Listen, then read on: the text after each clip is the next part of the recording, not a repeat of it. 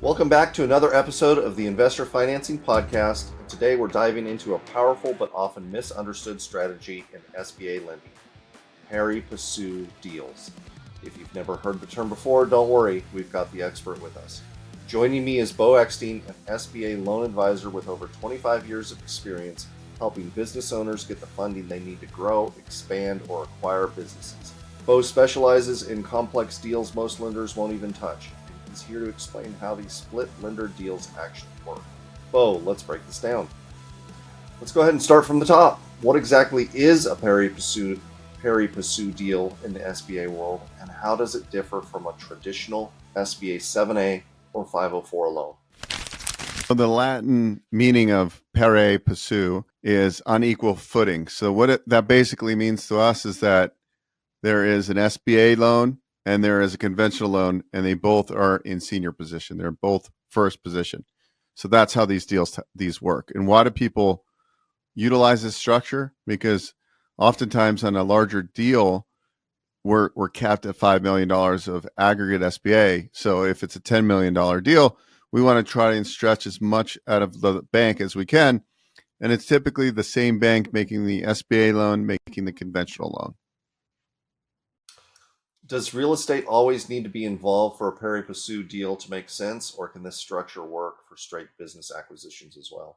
Whenever there's real estate involved, it makes the lenders want to do real estate deals. It's a lot more security than doing an airball deal where there's no collateral. So of course, the majority of these pari passu lenders that were willing to do these structures look for real estate, but we do work with a handful of banks that will do airball deals or non-collateralized business acquisitions with this structure. So we can accomplish both. There's just a majority of banks would rather do a real estate deal because it's a lot more secure.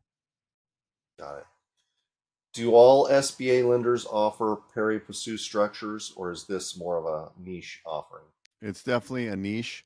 I would say, there's a greater presence of banks and non-bank SBA lenders making these structures but they typically involve real estate.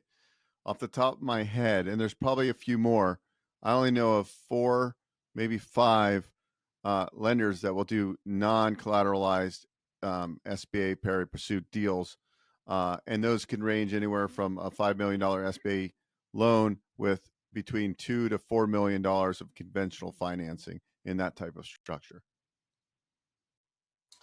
What does it take to actually get a pari passu deal done? Are there any key steps or common pitfalls borrowers should be aware of?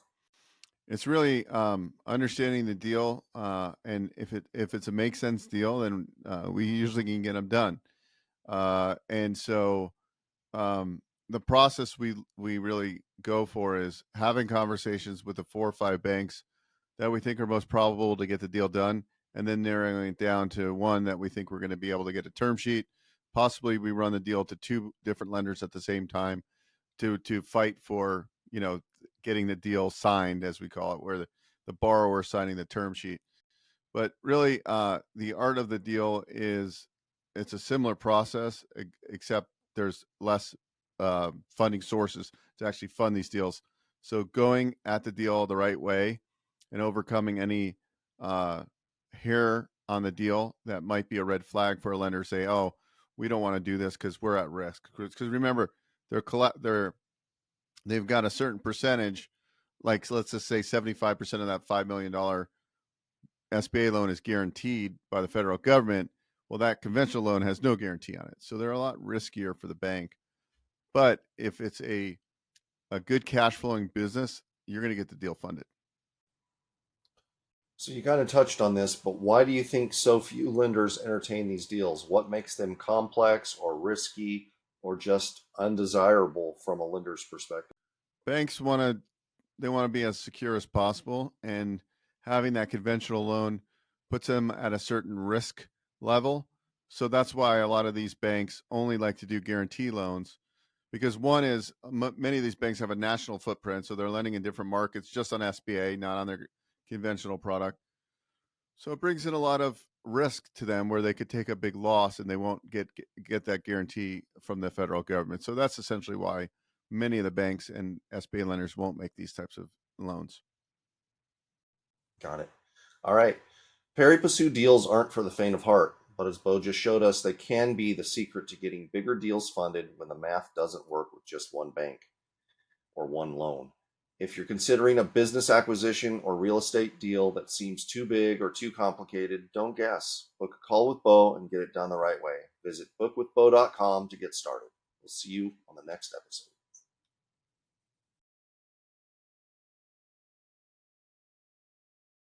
If you're a solopreneur or small business owner, listen closely. Business growth isn't about working harder. It's about building smarter systems. It's about automation. And that's exactly what GoHighLevel helps you do.